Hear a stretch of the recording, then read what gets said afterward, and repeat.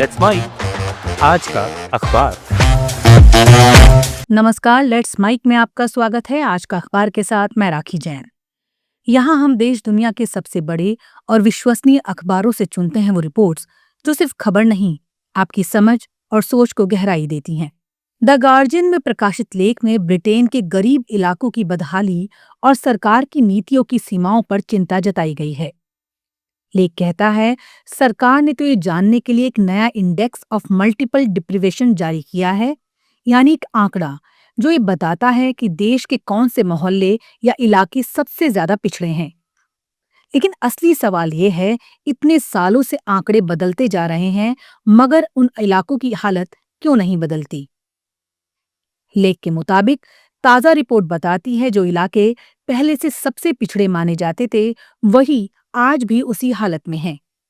बल्कि कुछ और इलाके भी अब उस सूची में शामिल हो गए हैं, जैसे ब्लैकपुल, मिडल्सबरो, बर्मिंघम, हुल और मैनचेस्टर के कई हिस्से। यानी गरीबी और बेरोजगारी सिर्फ बनी नहीं रही, बल्कि बढ़ती गई है। ये स्थिति उस समय और भी गंभीर दिखती है जब लेबर पार्टी, जो इन इलाकों की पारंपरिक प्रतिनिधि मानी जाती है, खुद चुनाव सर्वेक्षणों में पिछड़ रही है। लेख कहता है, लेबर सरकार ने प्राइड इन प्लेस जैसी नई योजना शुरू की है, जिसमें 169 इलाकों को 20-20 मिलियन पाउंड देने की घोषणा की गई है, ताकि वहां की सड़कों, युवाओं के क्लबों और बाजारों में सुधार हो सके। इसका उद्देश्य है लोगों का राजनीति पर भरोसा और जीवन में उम्मीद वापस लाना। लेकिन अखबार चेतावनी देता है कि सिर्फ ऐसे दिखावटी विकास कार्यक्रम काफी नहीं होंगे। जब तक इन इलाकों में आय बढ़ाने वाली नीतियां नहीं लाई जाएंगी, तब तक कोई भी लेवलिंग अप या प्राइड इन प्लेस इन मोहल्लों को गरीबी से नहीं निकाल पाएगी। लेख इस बात पर भी ध्यान दिलाता है कि इस बार रिपोर्ट में एक अहम बदलाव हुआ है।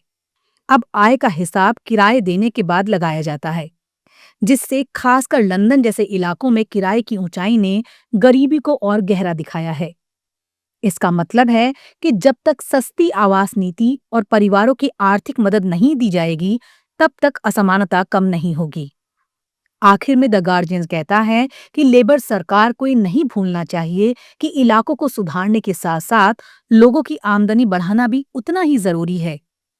सिर्फ इमारतें या क्लब बनाकर हालात नहीं बदलेंगे। असली बदलाव तब आएगा जब इन मोहल्लों के बच्चों को बेहतर शिक्षा, रोजगार और जीवन के मौके मिलेंगे। यही काम सरकार के सामने असली चुनौती के रूप में खड़ा है। द न्यूयॉर्क टाइम्स में प्रकाशित लेख में प्रोफेसर ने आज की शिक्षा व्यवस्था में आर्टिफिशियल इंटेलिजेंस के बढ़ते इस्तेमाल पर चिंता जताई है। उनका कहना है, अब हालात ऐसे बन गए हैं कि आधे से ज्यादा छात्र अपनी परीक्षाओं और असाइनमेंट के लिए एआई टूल्स का इस्तेमाल कर रहे हैं, जबकि उन्हें खुद सोचकर, पढ़कर और लिखकर सीखना चाहिए था। ये सिर्फ नकल का मामला नहीं है। असली खतरा ये है कि छात्र अब सोचना ही छोड़ रहे हैं। लेख में इसे सोचने समझने की क्षमता खो देना कहा गया है। लेखक का तर्क है कि भाषा सिर्फ एक कौशल नहीं, बल्कि इंसान के सोचने का तरीका है। हम जो भी समझते हैं, महसूस करते हैं, वो भाषा के जरिए करते हैं। अगर छात्र एआई से सारांश बनवाने या निबंध लिखवाने लगेंगे, तो वो धीरे धीरे अपनी भाषाई और मानसिक क्षमता खो देंगे।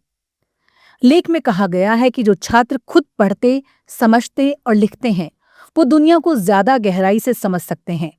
लेकिन जो सिर्फ एआई के तैयार जवाबों पर निर्भर हो जाते हैं, वो असल में सोचने की क्षमता खो बैठते हैं। लेख में यह भी बताया गया है कि कुछ शिक्षक इसे नई हकीकत मानकर स्वीकार करने लगे हैं।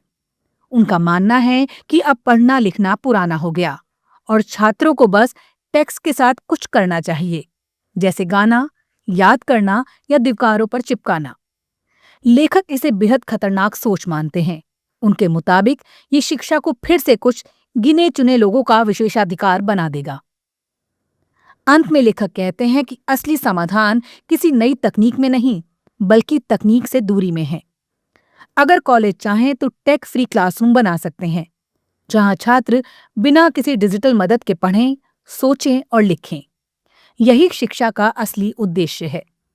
ऐसे युवाओं को तैयार करना जो अपने दम पर विचार कर सकें, फैसले ले सकें और लोकतंत्र में सक्रिय रूप से भाग ले सकें। संक्षेप में ये लेख हमें याद दिलाता है, अगर सोचने और लिखने का काम मशीनों ने संभाल लिया तो हम धीरे धीरे पढ़े लिखे जरूर रह जाएंगे, लेकिन समझदार नहीं। अल जजीरा में प्रकाशित लेख में कनाडा के क्यूबेक प्रांत की विवादास्पद फॉरेस्ट रिफॉर्म बिल 97 पर चर्चा की गई है, जिसे हाल ही में सरकार को भारी विरोध के बाद वापस लेना पड़ा। लेकिन अखबार चेतावनी देता है कि खतरा अभी टला नहीं है, क्योंकि सरकार अब भी उसी सोच पर कायम है जो जंगलों को मुनाफे के लिए बेच देने को विकास मानती है। ये वही सोच है जो पर्यावरण को मिटा देने और मूल निवासी समुदायों की संस्कृति को कुचल देने का खतरा पैदा करती है। लेख बताता है ये बिल लगभग 1/3 जंगलों को निजी कंपनियों के हवाले करने और बाकी हिस्सों को भी व्यावसायिक दोहन के लिए खोलने का प्रस्ताव रखता है। यानी सरकार चाहती है कि जंगलों को 3 हिस्सों में बांटकर उद्योगों को सौंप दिया जाए। एक भाग सिर्फ लकड़ी के कारोबार के लिए, एक पर्यटन और व्यापार दोनों के लिए, और बाकी थोड़ा बहुत संरक्षण के नाम पर। स्वाभाविक था कि इसका सबसे बड़ा विरोध उन आदिवासी समुदायों ने किया जिनकी जिंदगी और संस्कृति इन जंगलों से जुड़ी है। महीनों चले शांतिपूर्ण विरोध, प्रदर्शन और सड़क जाम के बाद आखिरकार सरकार को ये बिल वापस लेना पड़ा। लेकिन अल जजीरा लिखता है कि असली चिंता ये है कि सरकार अब भी बुलडोजर एनवायरमेंटलिज्म की मानसिकता में फंसी है, यानी ये मानना कि पेड़ काटने या खनन करने से भी पर्यावरण सुधरता है। जैसे क्यूबेक की मंत्री ने दावा किया कि जंगल काटकर कार्बन सोखने की क्षमता बढ़ाई जा सकती है। वैज्ञानिकों ने इस तर्क को पूरी तरह झूठा बताया, क्योंकि असल में पुराने और परिपक्व जंगल ही सबसे ज्यादा कार्बन को रोकते हैं। लेख इसे एक उपनिवेशवादी सोच बताता है, जो जमीन को एक जीवित इकाई नहीं बल्कि संसाधन मानती है, जिसे निचोड़कर पैसा कमाया जा सके। अखबार ये भी कहता है कि ऐसा सिर्फ क्यूबेक में नहीं हो रहा, कनाडा के अन्य हिस्सों में भी सरकारें विकास के नाम पर पर्यावरणीय नियमों को कमजोर कर रही हैं।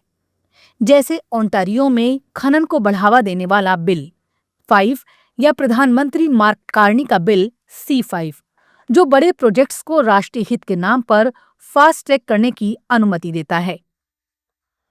अंत में लेख कहता है ये बिल 97 का रद्द होना एक जीत तो है, लेकिन अधूरी। सरकार शायद जल्द ही इसी तरह का नया बिल लाएगी। इसलिए जरूरत है कि पर्यावरणविद, यूनियनें और खासकर आदिवासी समुदाय एक साथ मिलकर आवाज उठाए कि जंगलों का असली मालिक वही है जो पीढ़ियों से वहां रहते आए हैं। जिम्मेदार वन प्रबंधन का मतलब है लकड़ी काटना नहीं, रोकना, बल्कि जंगल की आत्मा को जिंदा रखना। जैसा कि कनाडाई पर्यावरणविद डेविड सुजुकी ने कहा था, धरती को अर्थव्यवस्था के हिसाब से नहीं, बल्कि अर्थव्यवस्था को धरती के हिसाब से ढलना होगा। आज का अखबार में फिलहाल इतना ही। देखते रहिए, सुनते रहिए लेट्स माइक। नमस्कार। आप सुन रहे थे let's mike more than radio. Follow कीजिए हमें हमारे सोशल मीडिया प्लेटफॉर्म्स पर। It's time for news. It's time for more than radio. Presenting the first radio news app, Let's Mic. Let's Mic, a news-based app on your phone where you get to watch and listen news, talk shows, interviews, radio show podcasts. On Let's Mic, you get all relevant information of TV, print, radio, podcast, and digital. Let's Mic talks about every segment of life.